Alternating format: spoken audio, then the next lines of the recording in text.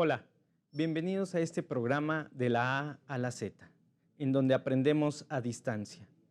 Yo soy el profesor Enrique Carrasco y es un gusto estar el día de hoy con todos ustedes compartiendo esta clase.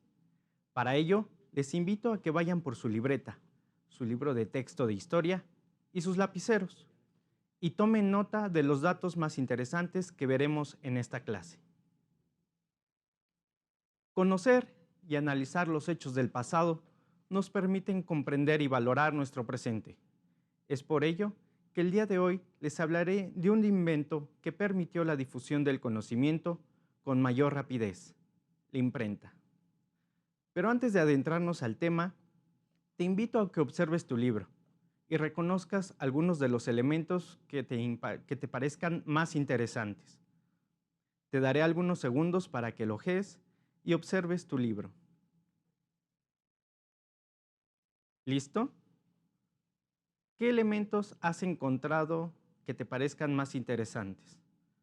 De seguro has encontrado imágenes muy interesantes y textos muy coloridos, ¿verdad? Ahora bien, te invito a que respondas de manera personal las siguientes preguntas y reflexiones sobre ellas. ¿Cuántos libros crees tener en casa? ¿Te has imaginado cómo se han impreso todas esas imágenes y textos en tus libros? ¿Sabes de alguna técnica o método con el que se imprimen estos libros? Pues bien, el día de hoy te hablaré de la imprenta. La imprenta es una herramienta que nos permite imprimir imágenes y textos en materiales específicos, principalmente o comúnmente en papel. Hablar de la imprenta es hablar de un antes y un después en la historia de la humanidad. Su invención cambió el rumbo y el destino de todos los seres humanos. Antes de la aparición de la imprenta, solamente algunos privilegiados que tenían acceso a la cultura escrita debían de recurrir a métodos arcaicos, complejos y de un costo muy elevado, que solamente los ricos podían tener. En la aparición de la imprenta, cabe destacar el protagonismo de ciertas culturas que jugaron un papel pionero en el desarrollo de este invento. Estas culturas fueron la cultura china y la cultura europea, en particular Alemania. Pero vayamos a hacer un recuento de cómo se originó la imprenta. El hombre siempre ha tenido la necesidad de transmitir ideas y de conocer. Para ello ha utilizado la escritura como herramienta. La invención de la imprenta vino a dar un paso enorme al logro de este objetivo. Pero comenzaremos con los primeros grabados. El primer libro que se conoce que se imprimió de manera rudimentaria en el mundo es el libro llamado Sutra de Diamante, realizado varios siglos antes en China, para ser específicos, el 11 de mayo del año 868. Las primeras impresiones fueron tipo móviles china, que se labraban en madera conforme a la técnica de la silografía. La silografía es una técnica de impresión que permite poder grabar imágenes y textos con planchas de madera. El texto o la imagen deseada es tallada a mano con una gubia o buril sobre la madera. Cabe destacar que cada matriz o cada molde está diseñado para cada página. El molde es impregnado con tinta para posteriormente ser presionado contra un soporte, obteniendo así el relieve de la imagen. Para conocer mejor esta técnica, te invito a ver el siguiente video. La técnica de la silografía es aquella que permitió hace muchos años poder imprimir en diferentes materiales como papel, papiro o tela. El día de hoy te mostraré cómo se realiza este proceso. Para ello utilizaremos herramientas llamadas gubias, las cuales tienen una terminación diferente en la punta para poder tallar la madera. Utilizaremos un rodillo, tinta, placas de madera, lápiz y papel. En una de las placas de madera se diseña la imagen a imprimir. Posteriormente, con las gubias, es tallada a mano durante el tiempo que sea necesario para obtener el relieve. Obtenido el relieve, se pasa al siguiente proceso, el cual es entintar la placa de madera con el rodillo y posteriormente se utiliza la otra placa junto con la hoja de papel para colocarla encima, generando una plancha de madera. Al colocarla, se presiona uniformemente durante un tiempo, obteniendo así de esta técnica la impresión de la imagen tallada a mano. Cabe destacar que cada molde está destinado para cada hoja. ¿Qué te pareció el video? Es una técnica muy interesante, ¿verdad? El creador de esta técnica fue Bi Shen entre el año 1041 y 1049. Cabe destacar que esta técnica de la silografía en su momento fue de poco uso debido a la complejidad de la lengua china, ya que contenía más de 5000 caracteres. Sin embargo, 2 siglos más tarde, en el siglo XV, el alemán Johannes Gutenberg fue quien reinventó este diseño, al estilo de la China, pero con una técnica mucho más moderna.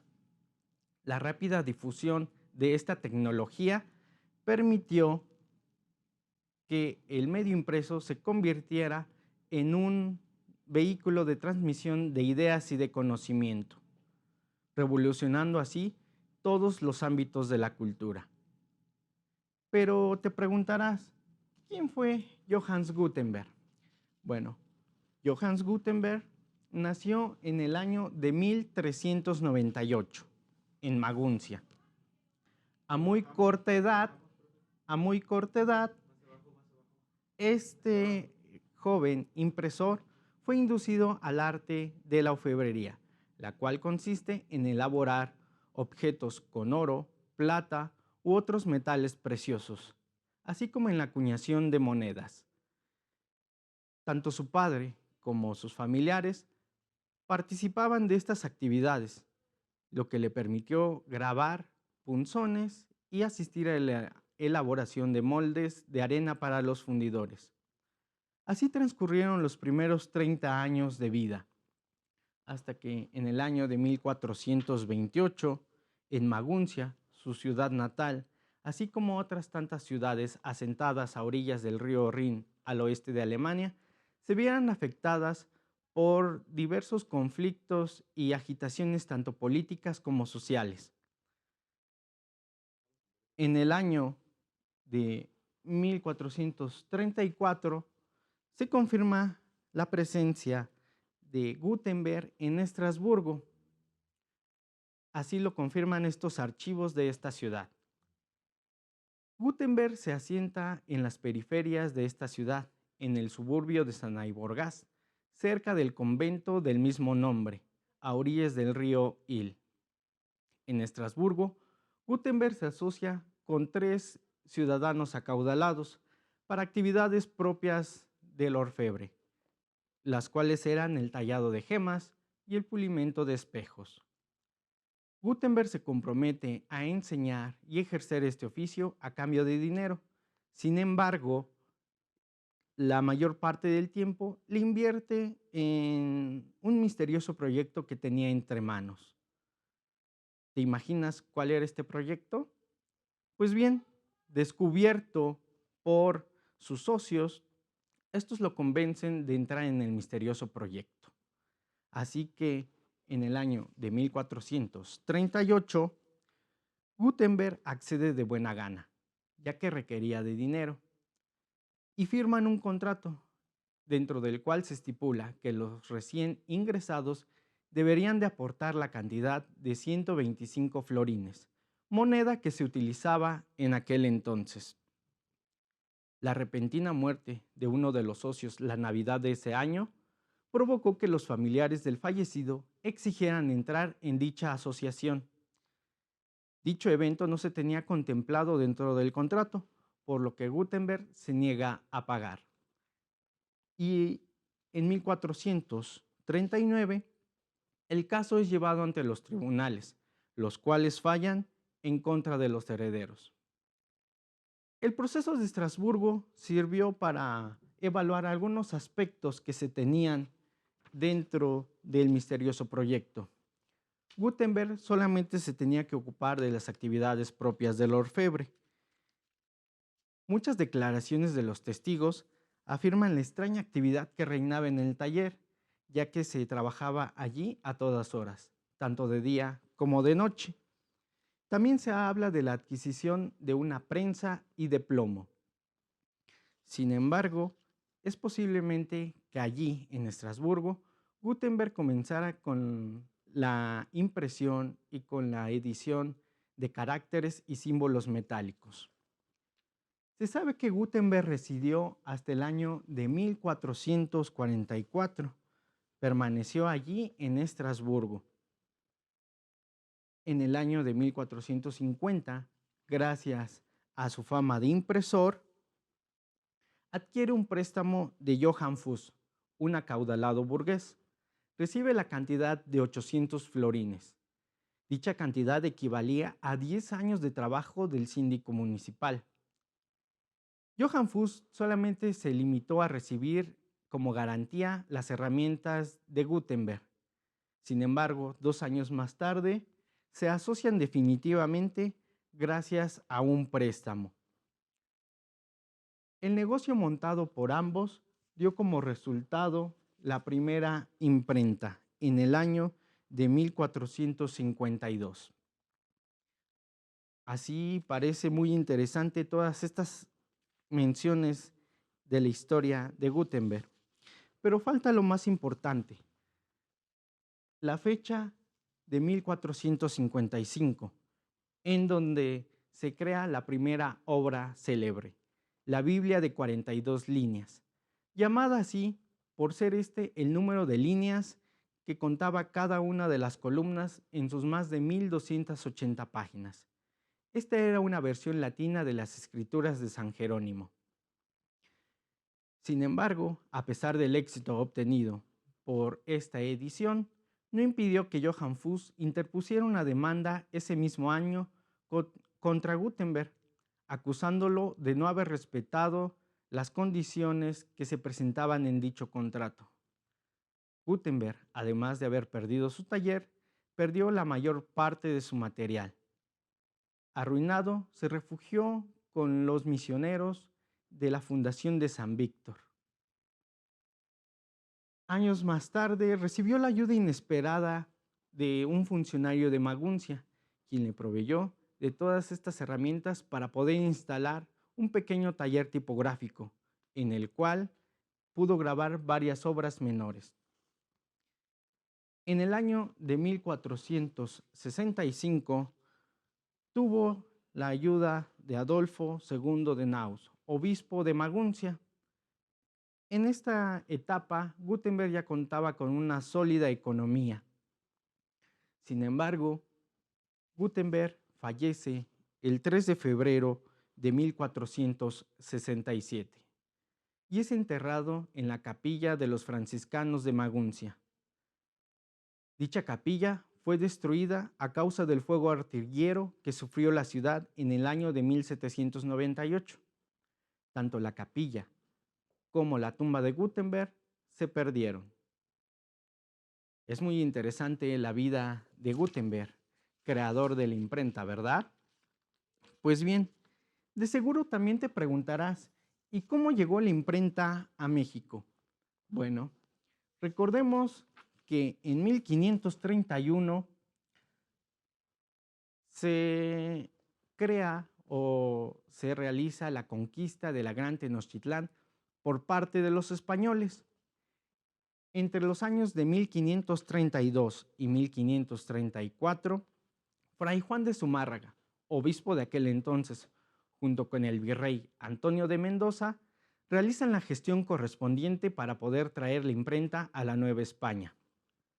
La primera imprenta que se establece en América fue en 1539, el 25 de septiembre de este año, en el centro de la Nueva España. La Iglesia jugó un papel importante pero contradictorio a la vez, ya que por una parte la Inquisición impedía algunas obras, mientras tanto obispos y misioneros promovían la llegada de la imprenta a nuevas tierras a través de diversos libros para poder evangelizar al pueblo indígena a través de libros como la Biblia, el Misal y otros textos religiosos. Otro aspecto que sirvió para poder traer la imprenta a México era que se requerían imprimir trabajos de carácter burocrático para la colonia española, así como la introducción de textos educacionales. Todos estos aspectos nos permiten entender y explicar la imposición de valores hispánicos sobre el pueblo indígena. También nos permite entender la introducción de valores hispánicos y valores europeos dentro de la cultura. Todo esto nos aclara el proceso formativo de la cultura en México. Uno de los personajes importantes dentro de este proceso fue Juan Kronberger, quien obtuvo el privilegio y la merced de Carlos V de ser el único en poder imprimir y vender libros en estas tierras. Otro personaje importante, de nombre Juan Pablos de Bresca, fue quien estableció la imprenta en la Nueva España, junto con su ayudante Gil Barberos. Estos en representación de Juan Kronberger. En el año de 1539, el 12 de junio, firman un contrato en el cual era más laboral. Sin embargo, dentro del que se estipula que las obras impresas salidas de la Nueva España debían de contener la leyenda en casa de los Kronberger durante los 10 primeros años. Es por ello que el nombre de Juan Pablos no aparece dentro de las primeras impresiones. Dentro de este proceso, en el año de 1540 muere Juan Kronberger y en 1546 Juan Pablos, tras varias gestiones, obtiene del virrey Antonio de Mendoza el privilegio de poder seguir imprimiendo en la Nueva España. Históricamente se le reconoce a Juan Pablos como el primer impresor en México. Dentro de la primera etapa con denominación en casa de los Kronberger, se reconocen dos obras. La primera obra, o una de las obras que se reconoce, lleva un texto demasiado largo para el título de un libro, el cual es La breve y más compendiosa doctrina cristiana en la lengua mexicana y castellana, que contienen las cosas necesarias de nuestra santa fe católica para el aprovechamiento de los indios naturales y salvación de sus ánimas. Un texto muy largo, ¿verdad?, para el título de un libro. La otra obra es Manual de Adultos, la cual se cree fue la primera obra impresa en México. Más tarde, en el año de 1548, Juan Pablos atraviesa por una crisis económica, lo que lleva a debilitar el taller. Esto a causa de que los herederos de Kronberger no respetaron las condiciones del contrato, los cuales deberían de proveer de papel, tinta y otros elementos. Para dar solución a este aspecto, Juan Pablos imprime Ordenanzas y Compilación de Leyes, el primer libro en México que no era de carácter religioso. Esto le permitió mejorar la calidad de sus impresiones y adquirir nuevo material, así también como la contratación de 3 oficiales y un ayudante. Ahora conoces un poco más sobre la historia de la imprenta y cómo llegó esta herramienta a México. La imprenta nos permite producir libros, revistas, periódicos y también nos permite imprimir en telas, prendas de vestir, diferentes imágenes y textos. Esto de manera masiva, de manera rápida, eficiente y económica. En la actualidad, la tecnología ha revolucionado la imprenta. Sin embargo, el principio sigue siendo el mismo.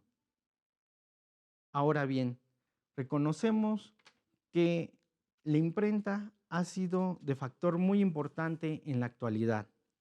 Sin ella, no hubiéramos conocido nada de lo que hasta ahora hemos visto. Para finalizar, te invito a que respondas las siguientes preguntas, que iremos respondiendo de manera conjunta.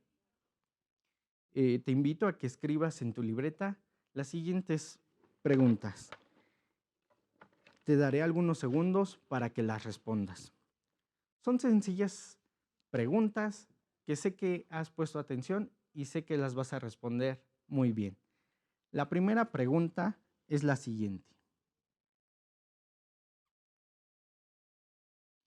¿Cuál fue? Vamos a escribir bien.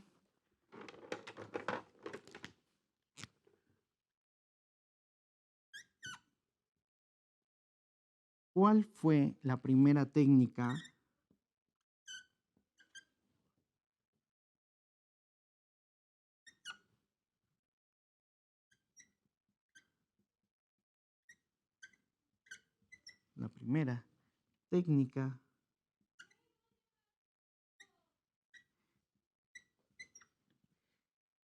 de impresión? Ujú.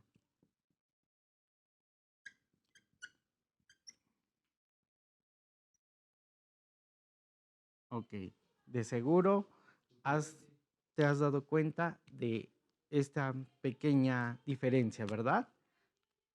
Muy bien. Vamos a colocar los acentos también que nos hagan falta. Bien. ¿Cuál fue la primera técnica de impresión? ¿Recuerdas? Así es, la silografía. Muy bien. La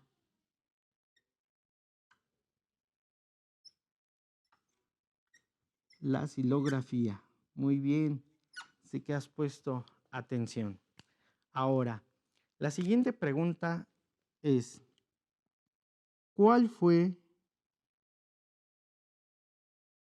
¿en qué siglo se inventó?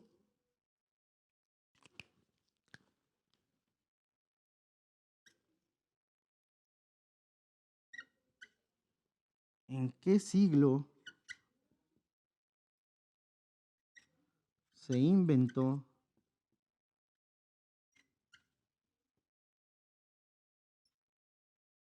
la imprenta?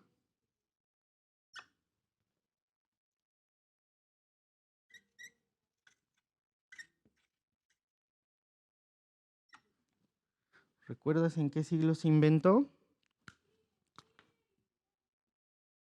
Muy bien, se inventó en el siglo XV. Vamos a escribirlo.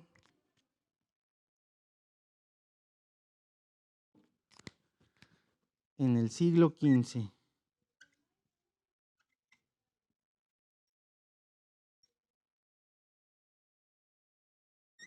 También sé que conoces los números romanos. Muy bien. ¿Listo? ¿Ya los copiaste en tu libreta? Muy bien. Vamos a escribir las siguientes preguntas. Pon mucha atención, porque sé que te va a servir para posteriores temas. Bien. ¿Quién fue el inventor de la imprenta? Vamos a escribirlo. ¿Recuerdas?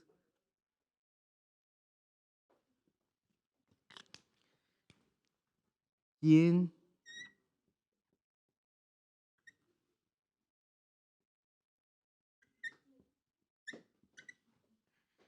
fue el inventor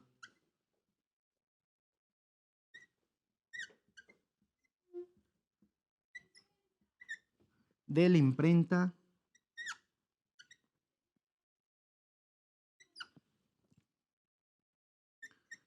Imprenta, muy bien. Imprenta. Vamos a cerrar el signo de interrogación. Muy bien. ¿Te acuerdas quién fue? Muy bien, fue Johannes Gutenberg. Vamos a escribirlo. Es un poquito difícil ya que es un nombre alemán.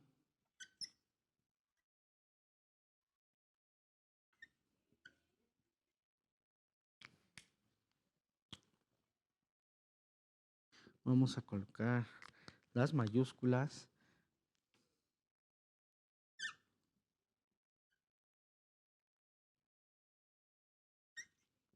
Gutenberg. Muy bien. Entonces, Gutenberg fue quien realizó este invento de la imprenta.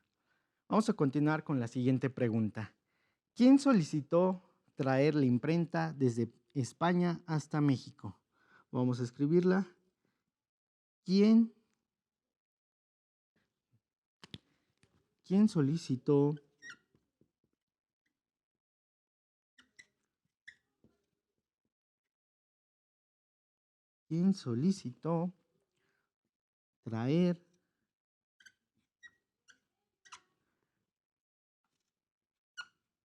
la imprenta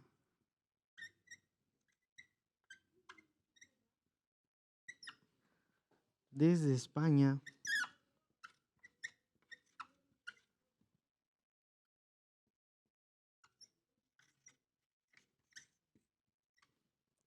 hasta México? Recuerda colocar los acentos, ¿eh? México. ¿Recuerdas quién solicitó traer esta herramienta?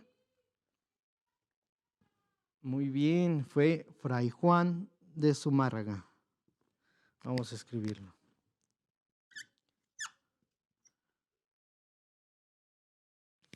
Fray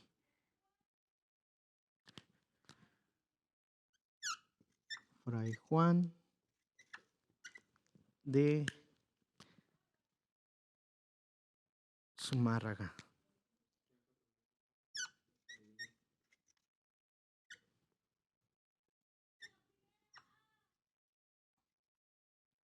Fray Juan de Zumárraga. Muy bien. Ok. Muy bien. Vamos por la última pregunta. ¿Ok? ¿Qué te han parecido estas preguntas? Muy fáciles, ¿verdad? Ok. Bien. Espero que hayas respondido muy bien hasta esta pregunta. Bien. La última y más difícil pregunta de este pequeño cuestionario. ¿En qué año se introdujo la imprenta en México? Vamos a escribir la pregunta.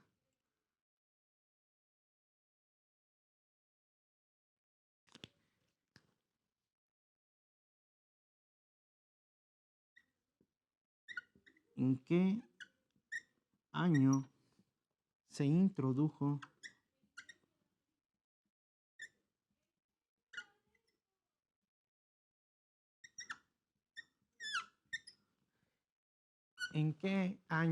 se introdujo la imprenta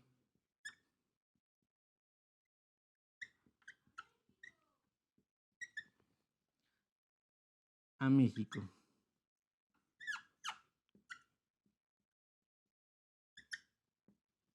¿Recuerdas en qué año se introdujo? Así es, en el año de 1539. Pues bien, ahora conoces sobre esta herramienta que ha permitido la difusión del conocimiento. Recuerda que conocer nuestro pasado nos permite valorar nuestro presente. Yo soy el profesor Enrique Carrasco y es un gusto haber compartido esta clase con todos ustedes. Para finalizar, te invito a que leas la página 127 de tu libro de historia para reforzar lo aprendido. Por la cultura de México, en Puebla, los maestros somos los pilares de la educación. Gracias.